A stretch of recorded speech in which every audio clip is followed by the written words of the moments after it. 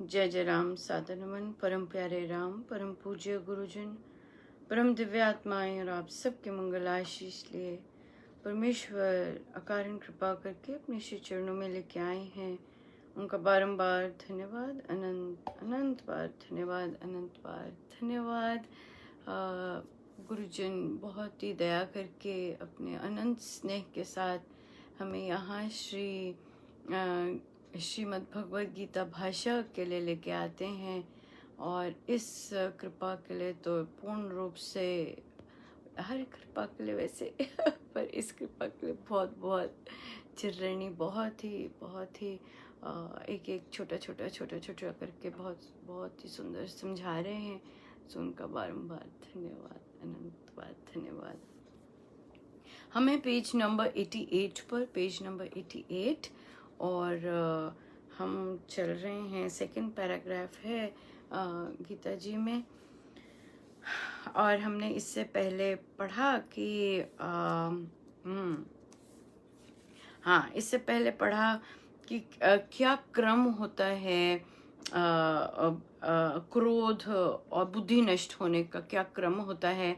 सो यहाँ पर महाराज ने बताया कि पहले वासना का बीज पड़ जाता है, और चिंतन से शुरू होता है, मन में आ गया कुछ, और उसके बाद विषयों से संग हो जाता है, और उसके बाद उसके भोग में अटैच हो जाता है, उसी में घुस जाता है, और उससे फिर आसक्ति की कामना जग जाती है, जिससे कामना से क्रोध बढ़ता है। जब वो पूरी नहीं होती तो क्रोध आता है, चिड़चिड़ापन आता है, और क्रोध आने से मूढ़ता, अविवेक आ जाता है, जिससे भ्रम आ जाते हैं, संशय आ जाते हैं, और जिसके कारण बुद्धि नष्ट हो जाती है, और फिर विषयों में आसक्त मनुष्य ही नष्ट हो जाता है। ऐसा ये क्रम महाराज ने हमें समझाया था। आगे चलते हैं। मनुष्य के हृदय में पहले बाहरी विषयों के उपभोग का चिंतन उत्पन्न होता है। बार बार के चिंतन से उसी प्रकार के संस्कारों की जो परंपरा बन जाती है, वही वासना कही जाती है। वह वासना चिंतन किए हुए विषय के साथ एक दिन अवश्य ही जोड़ देती है। वही लगाव विषय संग कहा गया है। उस लगाव से विषयों के उपभोग से तृप्ति तो होती ही नहीं, किंतु कामना तृष्णा अधिक बढ़ जाया करती है। मैं और अधिक पदार्थों का उपभोग करूं, ऐसी कामना ही काम कहलाती है। किसी की भी सब कामनाएं कभी पूर्ण नहीं होती।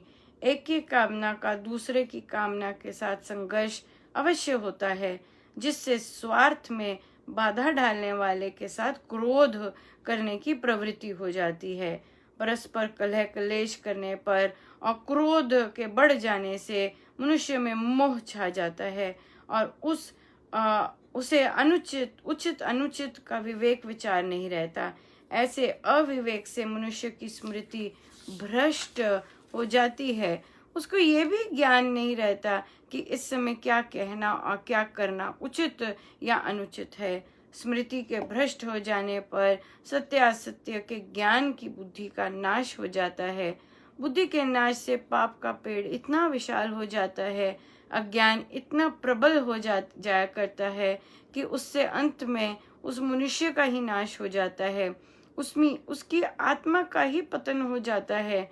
इस कारण विवेकी मनुष्य को चाहिए कि बुराई के विचार ही हृदय में ना आने दें, पाप के संकल्पों को ही रोक दें। यहाँ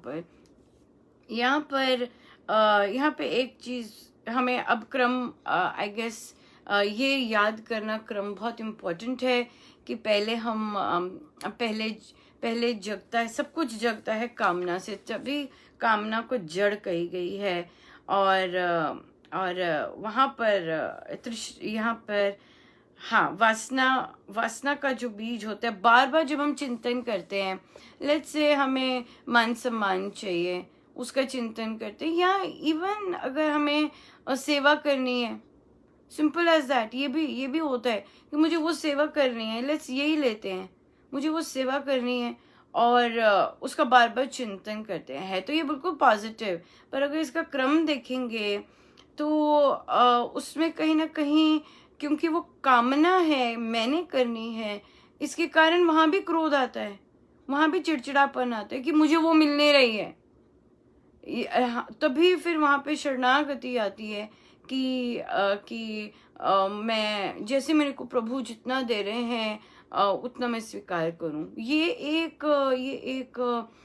पॉजिटिव चीज है, परमार्थ की चीज है, पर यहाँ पर भी वो बन जाती है, कामना जब बन जाती है और मैं करने वाला बन जाती है, वो भी बहुत गड़बड़ करती है।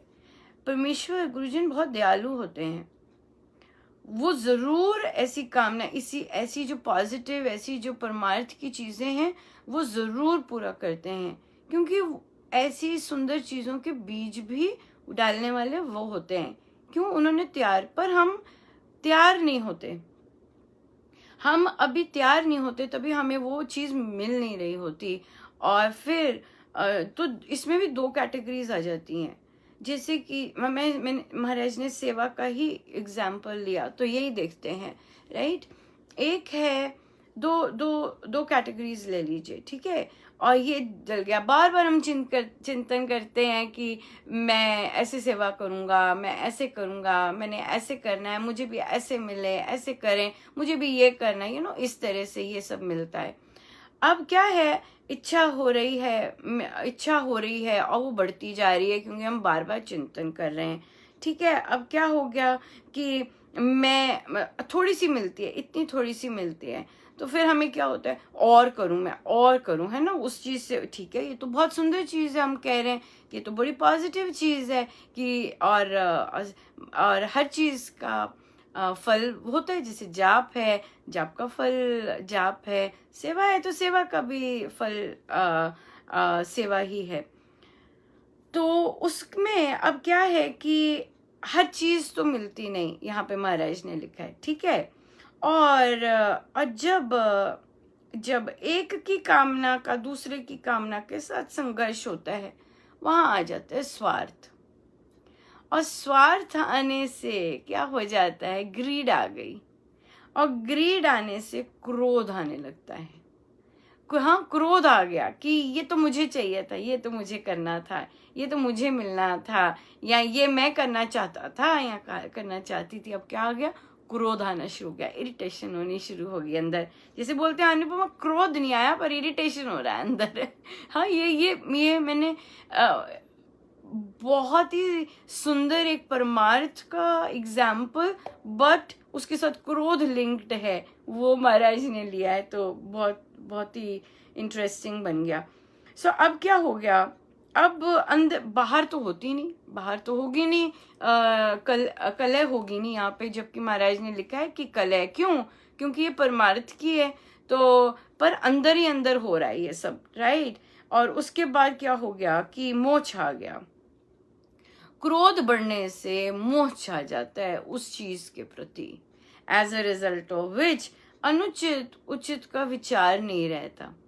हाँ, क्या ठीक है क्या नहीं ठीक है, विचार नहीं रहता।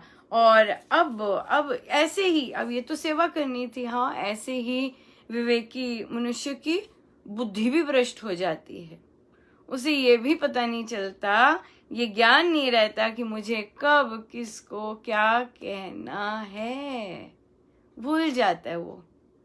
इतना ज्यादा उस चीज से अटैच हो गया और इतना ज्यादा उस चीज की कामना कर ली, इतना ज्यादा उस चीज की ग्रीड हो गई, राइट। और जब ये चीज भ्रष्ट हो जाती है कि किस समय क्या कहना है, तो अब क्या हो जाता है, अज्ञान आ गया, राइट। पर क्योंकि यहाँ पे एक चीज और डिफर होती है बाकी चीजों से, बाकियों को तो हमें पता ही है ना, नशा करेंगे, दूसरे को व्यभिचार करेंगे, वो हमें पता है। पर ये हमने, महाराज ने सेवा का क्यों यहाँ पे लिया पता नहीं, बट इसलिए भी कि परमार्थ है, उसमें भी ग्रीड आती है। और अगर वो कि दूसरा उसमें इन्वॉल्व हो जाता है, अपनी ग्रीड है, अपनी भूख है, वो तो ठीक है, वो ठीक है, जाप का फल और जाप, सेवा का फल और सेवा, ठीक है, यहाँ तक ठीक है। परंतु जब वह किसी और के साथ टकराती है तब यहाँ पे गड़बड़ हो जाती है, वहाँ स्वार्थ आ जाता है, और स्वार्थ के कारण अज्ञानता आएगी और हम सही और उन्हें डिसीजन नहीं ले पाएंगे, बुद्धि भ्रष्ट हो जाती है, और फिर हमें पता नहीं लगता कि हम क्या बोल रहे हैं, कैसे बोलना है, क्या करना है, इस तरह से। और फिर उससे फिर महाराज यहाँ पर गुरु फिर बहुत सुंदर हेल्प करते हैं। क्यों? क्योंकि आपकी इंटेंशन बहुत सुंदर है, इंटेंशन यहाँ पे बहुत प्यारी है, वो है सेवा। सो यहाँ पे गुरु हेल्प करते हैं, और फिर जितना ज्यादा होता है वो अपने ढंग से बहुत सुंदर करवाते हैं। बट उसके लिए क्या होता है? रेडी होना होता है, उसके लिए तैयार होना होता है, नहीं तो ये हाल होता है। जब हम तैयार नहीं होते, जिसे महाराज अपने शब्दों में इमेच्योर साधक बोलते हैं, जब साधक तैयार नहीं होता तब ये सारा हाल होता है। किंतु जब साधक तैयार होता है और फिर उससे फिर जैसे उन्होंने जो उसने उसके अंदर वो इच्छाएं डाल रहे होते हैं सेवा की, वो सारी उसकी वो जो उन्होंने भूख दी होती है, भूख भी परमार्थ की उन्होंने दी होती है, फिर वो होती है, वो उसको फिर देते हैं, उसकी टेक केयर करते हैं। ये सबके ये होता है, ये सब चीज होती है। उनकी भूख भी दी होती है, किंतु वो चाहते हैं कि हम वो वहां तक पहुंचे। ये बहुत इम्पोर्टेंट है कि वहां तक पहुंचे, फिर वो देना शुरू कर देते हैं, है ना, फिर वो देना शुरू कर देते हैं। तो यहाँ पर ये सारी चीज ना हो, क्रोध के लेवल पे ना पहुंचे और इरिटेशन के लेवल पे ना पहुंचे, तो यहाँ पर सबसे सुंदर आ जाता है एक साधक के लिए समर्पण, कि जो प्रभु दे रहे हैं, जब दे रहे हैं, वे जानते हैं मेरे लिए कितना सही है इस समय, और अगर वे अंदर ही अंदर ऐसी भावनाएं दे रहे हैं तो जरूर वो आगे की मेरी तैयारी कर रहे हैं। And this is absolutely true. और इसीलिए अगर धैर्य रख सकें और ये समझ आ सके कि वे मुझे तैयार कर रहे हैं, ये तैयारी का टाइम है, अंदर मेरे उछाले मार रहे हैं ये करने के लिए, बट अभी मुझे वो तैयार करना चाहते हैं या मुझे तैयार कर रहे हैं। सो ये बहुत, ये ना कितना यूनिक था कि कामनाओं का और सेवा का कैसे महाराज ने लिया। या आगे चलते हैं। परंतु अपने आत्मा अथवा मन को स्वाधीन रखने वाला जन राग द्वेष से रहित अपने वश में की हुई इंद्रियों द्वारा विषयों में विचरता हुआ भी प्रसन्नता को प्राप्त करता है। इसमें कैसे विचरे ये बताया है।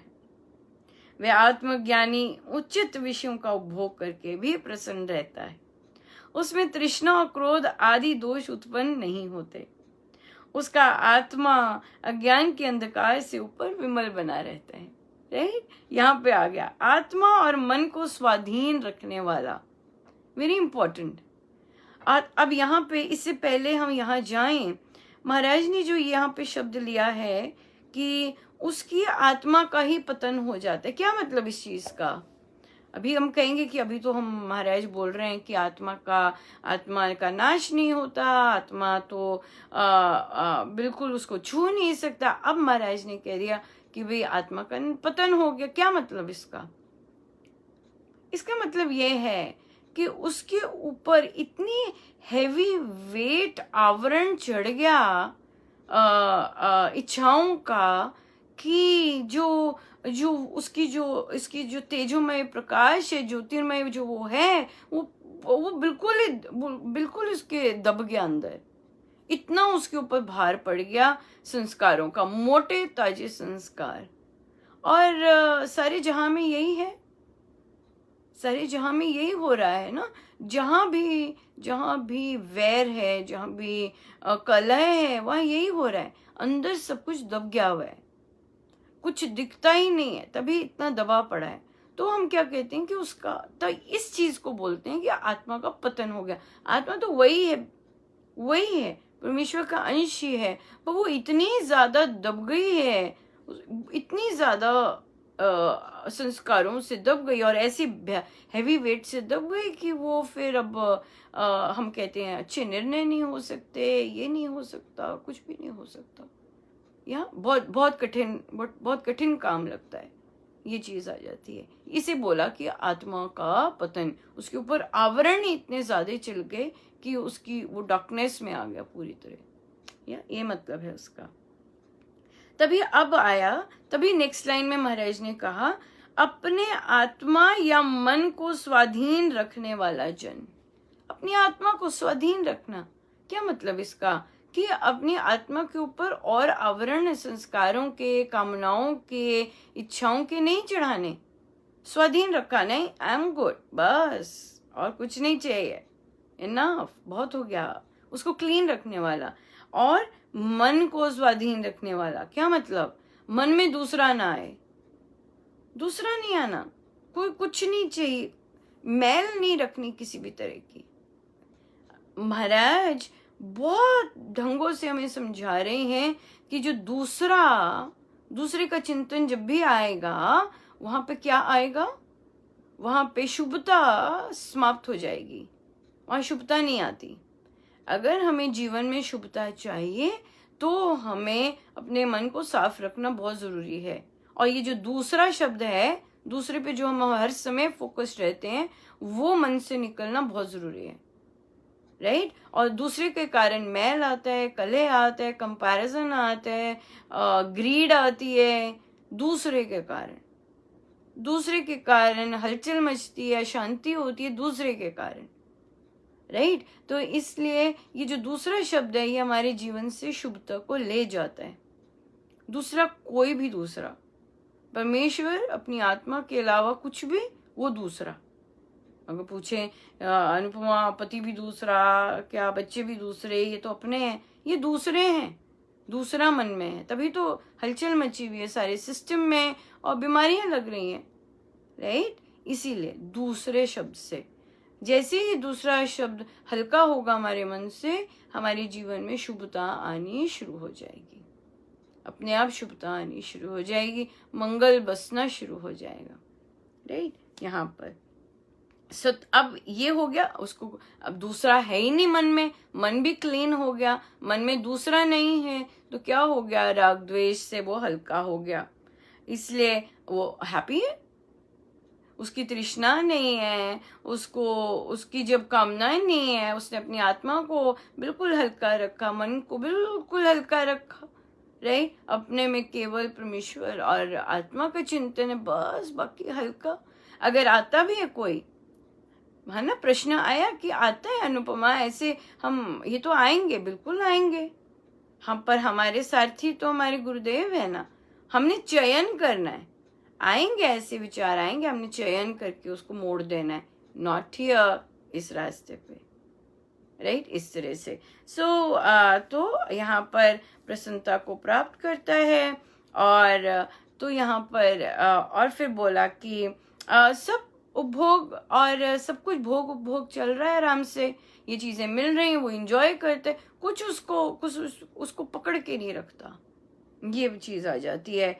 और प्रसन्न रहता है और उसमें तृष्णा और क्रोध आदि दोष उत्पन्न नहीं होते, ये चीजें नहीं आती। और तृष्णा नहीं, ये नहीं, जैसे मिल रहा है, जितना करवा रहे हैं बहुत अच्छा करवा रहे हैं, ये चीज आ जाती है, राइट?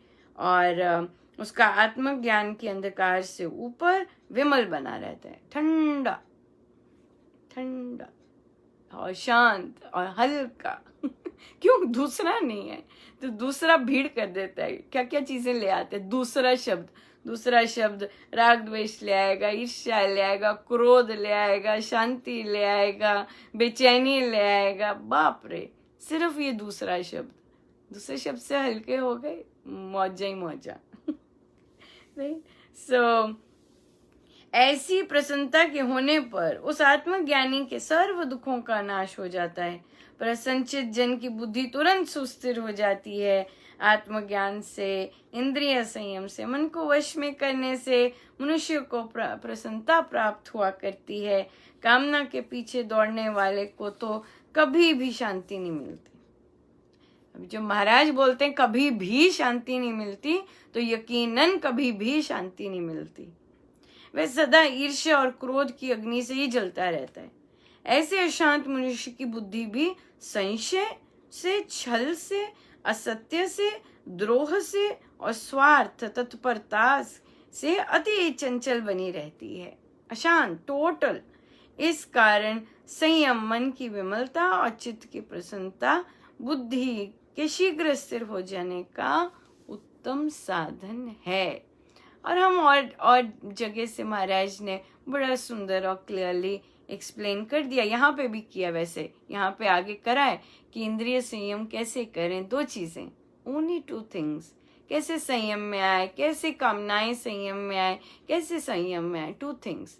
1 इज परमेश्वर से प्रीति, दूसरा है आत्मज्ञान। परमेश्वर से प्रीति कैसे हो? उनसे मांगनी पड़ती है, ऐसे ही नहीं हो जाती।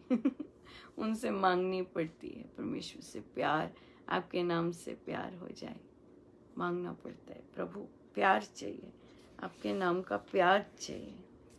सो या बहुत बहुत बहुत सुंदर, बहुत ही सुंदर है। बहुत ही सुंदर है। 60 नहीं 80, मैंने शायद पेज नंबर गलत बोला था।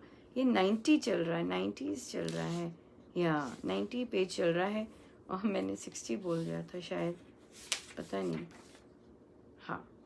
हाँ, श्लोक हमारा 62 63 से स्टार्ट करके हमने समाप्त किया है 65 पर पृष्ठ है 92 पे समाप्त किया है। बहुत आनंद।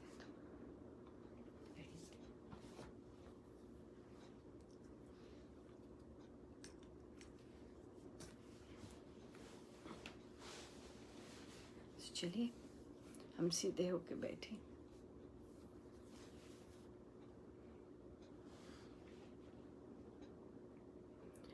अपने प्रभु, अपने गुरुजनों के श्री चरणों में बारंबार नमन, अनंत बार।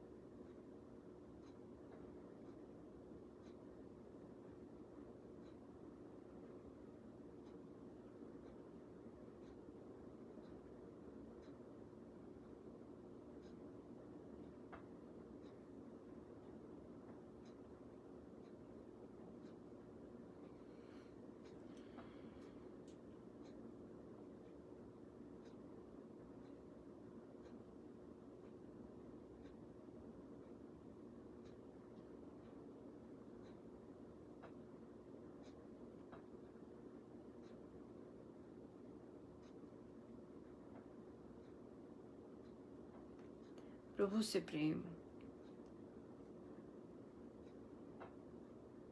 जब उनसे प्रेम हो जाता है तो उनकी हर इच्छा शिरोधार्य हो जाती है, क्योंकि उनसे प्यार है आपके लिए, क्योंकि उनसे प्यार हो गया।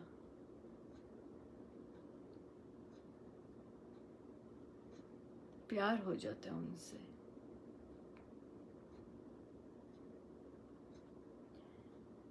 इस आधार पर कि आप भी जानते हैं संत के कारण होता है, क्योंकि संत के कारण पता चलता है कि प्रभु कभी नाराज नहीं होते, कभी दुर्गुण को देख के पीठ नहीं करते, सदा हमारा भला चाहते हैं, तभी उन्हें सुहृद कहा है। बिन कारण भला चाहते हैं, कोई कारण नहीं है, कुछ चाहिए नहीं उन्हें हमसे, कुछ नहीं चाहिए। क्यों प्रभु भला चाहेंगे मेरा? क्योंकि उनका स्वभाव ये संतों से पता चलता।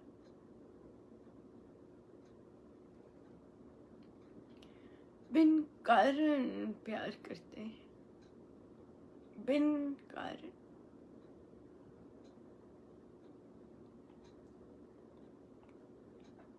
कोई कारण नहीं।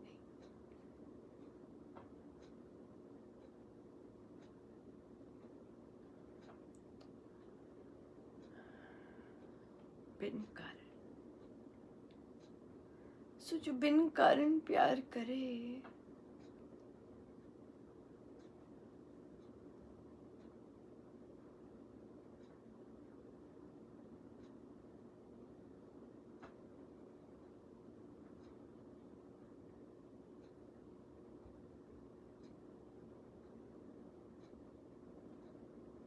तो हम मानते हैं कि हर चीज, हर परिस्थिति वे हमारे अच्छे के लिए लाते हैं।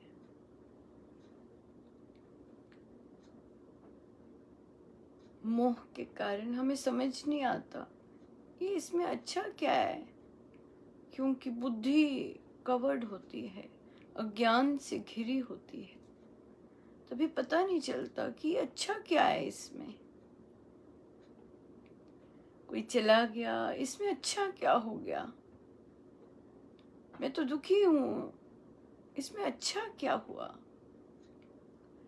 तो बुद्धि मोह के कारण बिल्कुल क्लाउडेड हो जाती है, ज्ञान अंतर ही नहीं कर पा रहा। तो परमेश्वर के ज्ञान से ही शांति मिलती है, संतोष, शांति, पीस, हल्का।